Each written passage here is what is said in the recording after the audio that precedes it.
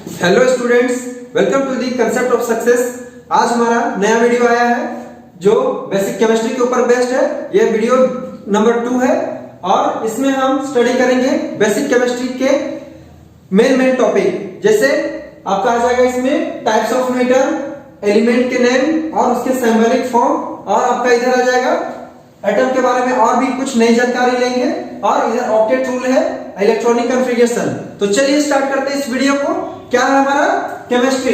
Chemistry में हम क्या पढ़ चुके हैं, पहले समझ चुके हैं। केमिस्ट्री में हम मैटर के स्ट्रक्चर, कंपोजिशन और प्रॉपर्टीज पढ़ते हैं। और मैटर किस चीज से बनी होती है, एलिमेंट से या फिर एटम से। मैटर एटम या एलिमेंट से बनी होती है। तो अब हम सीखेंगे मैटर के कितने टाइप्स होते हैं, types of matter. Matter 3 types के होते हैं, मेटल, नॉन मेटल और मेटलॉइड। मेटल मींस धातु, नॉन मेटल मींस अधातु और मेटलॉइड मींस उपधातु। देखिए ये सब आपके एग्जांपल है मेटल के। क्या है, aluminium, ferrous means iron, copper, Ag silver हो गया, Na सोडियम।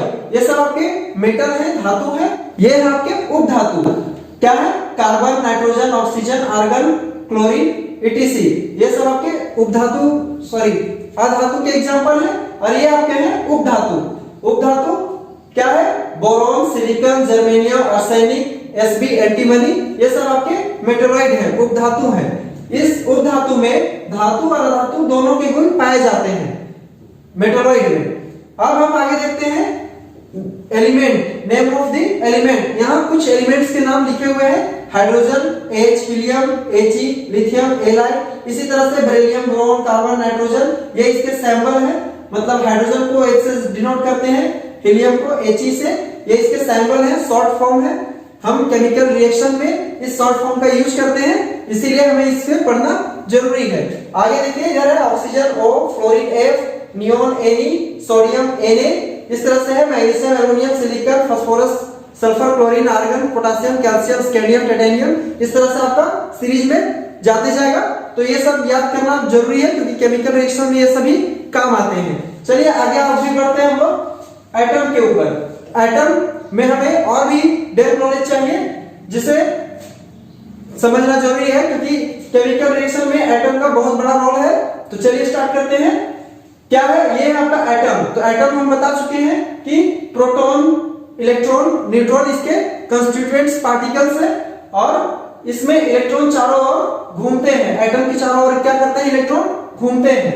तो ये जो राउंड जो ऑर्बिट दिख रहा है, इसे हम लोग नेट नाम से जानते हैं, जिसे बोलते हैं K, L, M, N। K first number का ऑर्बिट है, L सेकंड नंबर का, M थर्ड का और N फोर्थ का। और इसमें इलेक्ट्रॉन क्या करते हैं, घूमते हैं। तो आइए इसके कॉन्फ़िगरेशन को देखते हैं, कैसे इलेक्ट्रॉन इसमें मूव करते हैं, किस ऑर्बिट में कितना इलेक्ट्रॉन रहते हैं। तो ये है आपका KLMN, इलेक्ट्रॉनिक कॉन्फ़िगरेशन।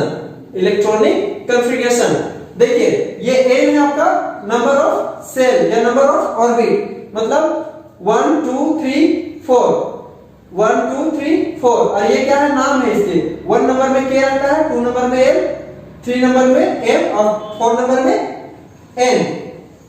और ये इसका फॉर्मूला है, कितना इलेक्ट्रॉन किस ऑर्बिट में रहेगा या घूमेगा, वो इसका फॉर्मूला है। तो क्या है, 2n²। तो सभी के लिए 2n² लिख चुके हैं। अब देखिए 2n आपका हो गया 1 2 3। तो n की जगह पे हम पुट किए 1, तो 1 का स्क्वायर हो जाएगा। यहाँ पे 2 into 2 का स्क्वायर, 2 into 3 का स्क्वायर, 2 into 4 का स्क्वायर। अब देखिए 2 का 2, 1 का स्क्वायर 1, 2 का स्क्वायर 4, 3 का स्क्वायर 9, 4 का स्क्वायर 16। और 2 को जब हम 1 से मल्टीप्लाई करेंगे, 2 1 जा 2, 2 4 जा 8, 2 9 जा 18, 2 16 जा 32। तो ये आपका आ गया कि K सेल में कितना इलेक्ट्रॉन आएगा, 2, L में 8, M में 18 और N में 32। तो इस तरह से इलेक्ट्रॉनिक कॉन्फ़िगरेशन होती है। आगे देखिए, this electronic configuration is work only argon elements. क्या है, ये इलेक्ट्रॉनिक कॉन्फ़िगरेशन KLMN, ये इलेक्ट्रॉनिक कॉन्फ़िगरेशन सिर्फ आर्गन, एटम या एलिमेंट तक ही काम करता है। इसके बाद ये फेल हो जाता है। देखिए इसके बारे में देखिए, ये है आर्गन। आर्गन में के में आपका जाएगा, के में जाएगा आपका 2 इलेक्ट्रॉन, एल में जाएगा 8 के एल, फिर एम में चला जाएगा 8। इसके बाद इसका इलेक्ट्रॉनिक कन्फिगरेशन चेंज हो जाता है।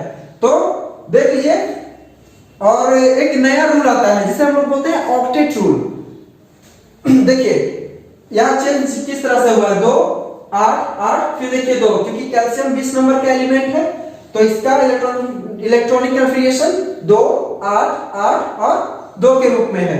आइए इसे और डेप्थ में समझते हैं। देखिए ये आ गया ऑक्टेट रूल। इस ऑक्टेट रूल के जरिए हम इलेक्ट्रॉनिक कन्फिगरेशन को आगे बढ़ा सकते हैं। आर्गन से आगे ऑक्टेट रूल आता है और इसके बेस पर इलेक्ट्रॉनिक कन्फिगरेशन होती है। देखिए ऑक्टेट रूल क्या है, the octet rule refer to the tendency of atoms. ये क्या है, एटम की ऐसी टेंडेंसी होती है to prefer to have 8 electrons. क्या होता है, टू प्रेफर, ये प्रेफर करता है टू हैव 8 इलेक्ट्रॉन्स, 8 इलेक्ट्रॉन्स को इन द वैलेंस सेल। किसमें, वैलेंस सेल में। मतलब कोई भी एटम अपने वैलेंस सेल में 8 इलेक्ट्रॉन प्रीफर करता है, रहने की अनुमति देता है। अगर उससे ज्यादा होता है तो एक नया सेल बनता है, उसमें चला जाता है, जिसे हम लोग बोलते हैं वैलेंस सेल या फिर वैलेंस इलेक्ट्रॉन। देखिए यहां पर ये कैल्शियम है, कैल्शियम 20 नंबर का एलिमेंट है, तो इसका इलेक्ट्रॉनिक कन्फिगरेशन के में 2 जाएगा, एल में 8 जाएगा, एम में फिर 8, फिर नया जो एन बनेगा उसमें जा सकता है, जाता है 2।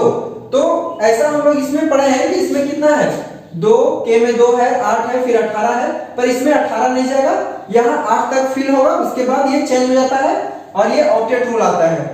और ये देखिए एटम के बारे में कुछ विशेष बात है। वैलेंस इलेक्ट्रॉन, जो इलेक्ट्रॉन ऑर्बिट के सबसे बाहर वाले ऑर्बिट में रहते हैं, एटम के सबसे बाहर ऑर्बिट में जो रहते हैं इलेक्ट्रॉन, उन्हें बोलते हैं वैलेंस इलेक्ट्रॉन। और ये सब जो दिख रहे हैं ऑर्बिट या सेल 1 2 3 4, इन सभी को हम लोग बोलते हैं इलेक्ट्रॉन ऑर्बिट्स। मतलब इसमें इलेक्ट्रॉन रहते हैं, इसलिए इसे हम क्या बोलते हैं, इलेक्ट्रॉन ऑर्बिट्स, या फिर क्या बोलते हैं, सिर्फ ऑर्बिट या फिर सिर्फ सेल बोल सकते हैं। और ये जो आपको साइड में जो दिख रहा है सबसे किनारे, इसको बोलते हैं वैलेंस सेल। मतलब इसमें सिर्फ वैलेंस इलेक्ट्रॉन ही रहते हैं, इसलिए हम लोग इसको बोलते हैं वैलेंस सेल।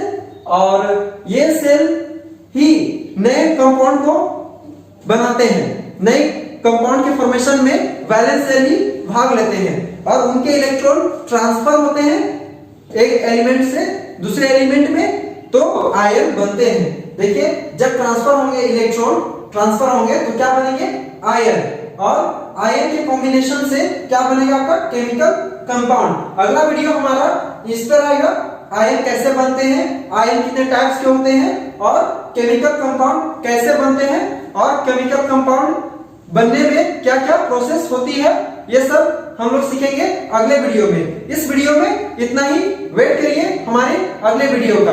अगर आपको ये वीडियो अच्छी लगी हो तो हमारे इस चैनल कंसेप्ट ऑफ सक्सेस को लाइक करें, शेयर करें और सब्सक्राइब करें, और बेल आइकन को जरूर प्रेस करें ताकि आने वाली नई वीडियो की नोटिफिकेशन सबसे पहले आप तक पहुंचे। चलते हैं, मिलते हैं नेक्स्ट वीडियो में।